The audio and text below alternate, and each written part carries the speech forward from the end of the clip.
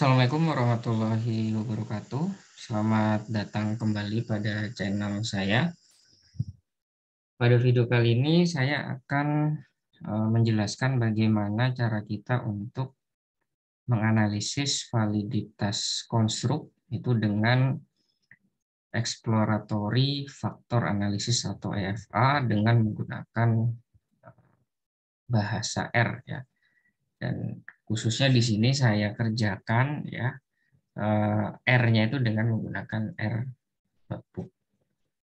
Ya, sebelumnya pada video sebelumnya kita sudah menginput data dan menganalisis deskriptif data yang sudah kita input dan library dan import library yang akan kita gunakan untuk mengerjakan validitas EFA. Oke. Jadi di sini saya ingin membuat judul baru terkait dengan validitas EFA. Ini yang sebelumnya ya. Nah di sini ini buat aja yang banyak gitu ya. Nah, kita bikin judul baru nomor 3 ya, validitas EFA. Nah dalam validitas EFA ini ada beberapa langkah yang harus kita laksanakan ya. Layaknya seperti software-software lain seperti SPSS itu bisa kita laksanakan di R gitu. Jadi kita mengerjakan validitas EFA dan CFA ini semuanya bisa dilakukan di R tanpa harus menggunakan software SPSS atau yang lain. Dan kelebihan lainnya R ini gratis gitu ya. Jadi kita bisa secara legal menggunakan software untuk kita gunakan dalam menganalisis data. Nah, untuk tahap pertama ini memeriksa korelasi antar butir. Ya, ini saya buat poin. Nah, kalau ingin membuat poin apa ya subbab gitu ya. Nah, ini pagernya itu 2 gitu. Pagernya 2. Nanti ini akan menjadi subbab. Oke. Kodenya adalah ini ya, chord plot. Jadi supaya tampilannya itu seperti ini. Tampilan seperti ini gitu ya. Chord plot ini fungsinya untuk melihat korelasi antar item, ya butir. Gitu.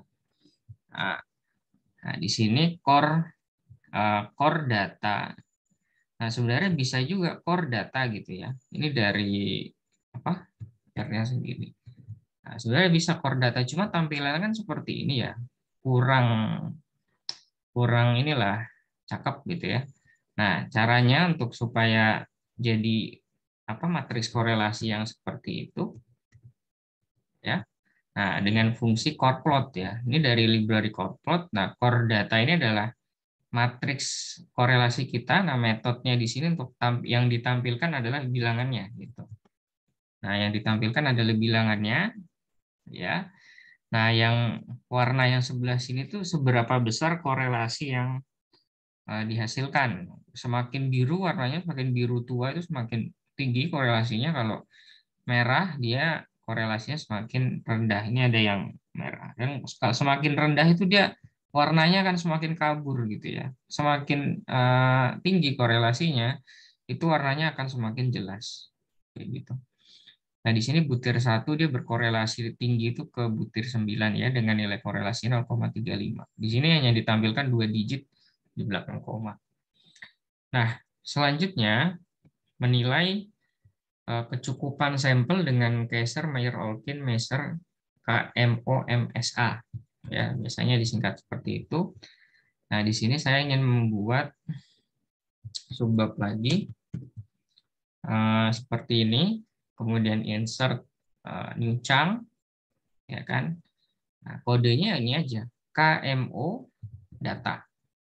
Data adalah data kita yang sudah diimport di atas ya. Nah, seperti itu. KMO ini kalau nggak salah dari library PSYCH, PSYC. Nah, ini kita jalankan. Nah, dihasilkan bahwa overall MSA-nya 0,76. Nah, ini kalau nggak salah cut off score-nya itu lebih dari 0,5. Nah, kalau lebih dari 0,5 berarti sampelnya itu sudah cukup untuk dianalisis faktor gitu. Dan setiap butir 1 sampai butir 10 ini juga sudah lebih dari 0,5 semua. Ya. Kemudian Bartlett test sphericity ini juga diperlukan sebelum kita menganalisis faktor, ya. Nah, ini cara ujinya itu dengan menggunakan core-test.bartlett data, kodenya itu, ya. Kita insert new chunk untuk menjalankan kok itu sih, ini untuk membuat bagian kode R yang ingin dijalankan. Nah, ini. Nah, di sini kesimpulannya adalah R was not square gitu ya.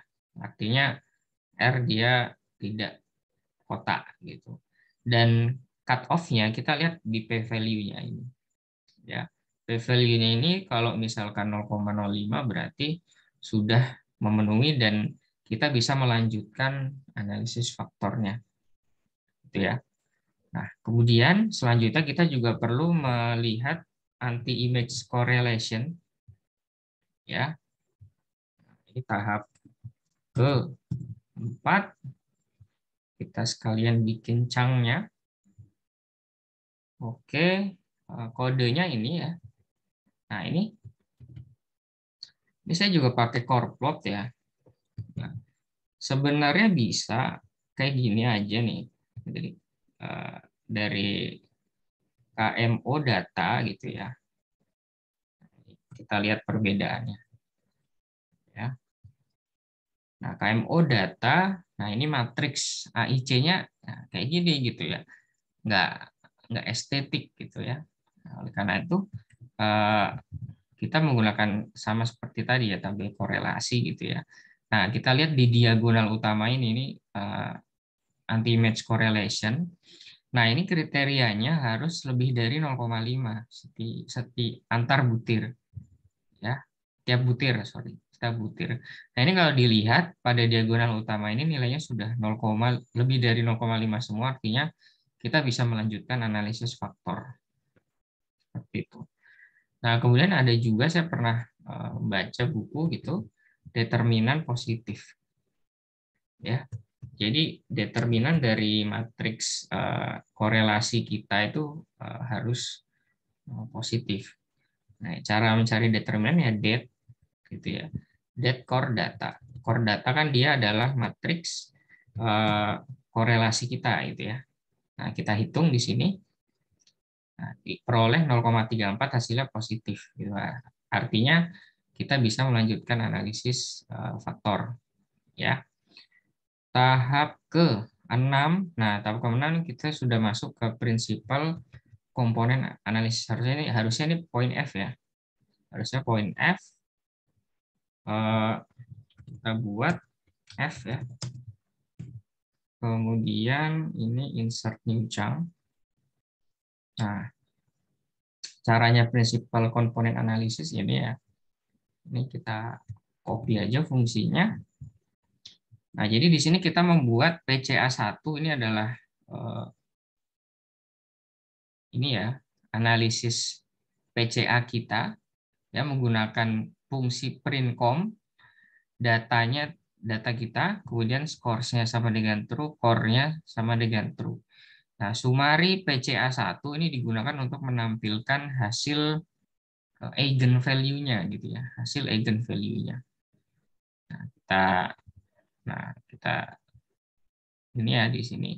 Nah, standar deviasi ini adalah nilai eigenvalue-nya ya. Nah, setiap komponen ya. Nah, di sini bisa dilihat bahwa terdapat 3 komponen ya, terdapat 3 komponen yang memiliki eigenvalue lebih dari 1. Ya, artinya terdapat 3 faktor di dalam data kita gitu. Jadi nanti waktu mencari faktor loading itu, nah kita tetapkan bahwa jumlah faktornya sama dengan 3 gitu. Ya, selanjutnya tahap ke G. Nah, Nah, scrapplot ini juga bisa di analisis ya.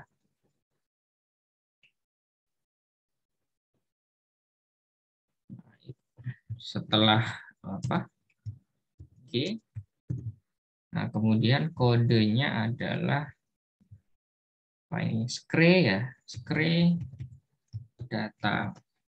Nah, kita jalankan seperti ini. Nah, yang kita lihat di sini yang PC ini ya, yang PC sini sama juga di sini terdapat tiga titik yang berada nilainya itu lebih dari 1 seperti itu ya. Nah, selanjutnya tahap ke ini kita menentukan loadingnya, faktor loadingnya. Nah, kita menunjukkan akan menganalisis faktor loadingnya. Nah, di sini ada subnya lagi gitu ya, ada subnya lagi. Nah, kalau mau bikin sub lagi, itu pagarnya tinggal ditambahin 3 kali. Nah, ini tahap ke H. Nah, kita bikin chunk. Nah, seperti itu. Kemudian, nah, ya gampang aja. Tadi kan kita udah menganalisis PCA dengan namanya PCA1. Nah, untuk menampilkan loadingsnya, ini kita ketik loadings PCA1 kayak gitu. Ya. Dijalankan dan diperoleh seperti ini gitu ya. Nah, tapi misalkan kita melihat loadings ini, nah ini masih belum jelas ya. Butir mana itu masuk ke komponen berapa. Dan di sini nggak semua loading itu ditampilkan. Di sini ada yang kosong-kosong. Nah, di sini yang kosong-kosong ini adalah loading yang kurang dari batas yang ditetapkan oleh R. Jadi sangat kecil gitu ya loadingnya. Oleh karena itu tidak ditampilkan. Ya. Selanjutnya, nah supaya bisa terlihat kita menggunakan rotasi, ya matriks loadingnya itu kita rotasi, ya using rotation to confirm the loading result. Gitu.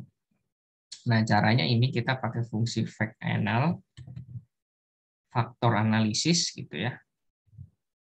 Faktor analisis kita ini, nah FA1 ini data faktornya 3 ya karena tadi berdasarkan analisis PCA tadi ya, nilai eigen value-nya yang lebih dari 1 itu sama dengan 3 dan di sini metode rotasinya adalah Varimax. Nah, di sini saya tambahkan FA1 karena untuk menampilkan hasilnya seperti itu. Nah, ini diklik aja gitu. Nah, bisa dilihat di sini ya hasil dari rotasi Varimax ya. Di faktor 1 ini butir 1 dia paling besar ya loadingnya. Kemudian ada butir 9 ya, ada butir 9, ada butir 2 ya. Nah, ada butir 8. Jadi ini masuk ke dalam faktor 1. Faktor 2 ini 0,975 butir 6 dan butir 10 ya. Butir 10. Butir 2 nggak masuk faktor 2 karena udah masuk faktor 1 tadi ya. Nah, selanjutnya faktor 3 ini ya, butir 5, butir 7. Ya. Nah, nanti akan lebih gampang divisualisasi analisis faktor nanti di bawah akan dianalisis. Nah, test of the hypothesis that three factors are sufficient. Berarti ini sudah memenuhi ya. Nah, seperti itu.